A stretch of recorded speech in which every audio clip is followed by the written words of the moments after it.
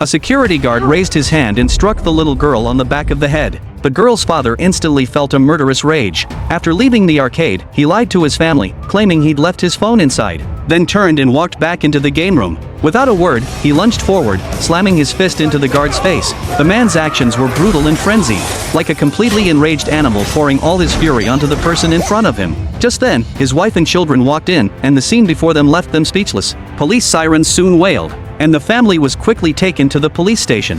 However, the law enforcement in this small town was openly hostile toward outsiders. They judged the man's family as the assailants, while those who had been bullying people weren't even detained. Meanwhile, the man was taken separately to the sheriff's office. The man whose arm he broke was the sheriff's son. Faced with these unjust accusations, the man tried his best to remain calm and agreed to apologize. But he demanded to see the surveillance footage, as his daughter had also been treated roughly. But the police ignored his accusation and threw them out of the station. However, the matter was far from over. The next day, the man took his family to a water park to relax, but he quickly sensed that something was wrong. A police officer was walking toward him with a group of people, his eyes full of hostility. The man quickly put his wife and children on another boat and stayed behind to face them alone. Sure enough, a few people boarded the man's boat. Before the man could even ask what was going on, a big man suddenly charged at him.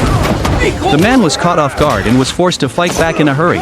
The man didn't want to fight the officers. Injuring a police officer would complicate things. However, the officers would not let up. The man's little finger was sliced off by an officer. But just as he tried to bend down to retrieve the severed digit, the finger rolled directly into the river and was immediately swallowed by a fish. Seeing this, the man completely lost it. The officers assumed the man would drown in the river. However, before they could react, the man struggled and climbed out of the river. Now, the man was ready to unleash his revenge.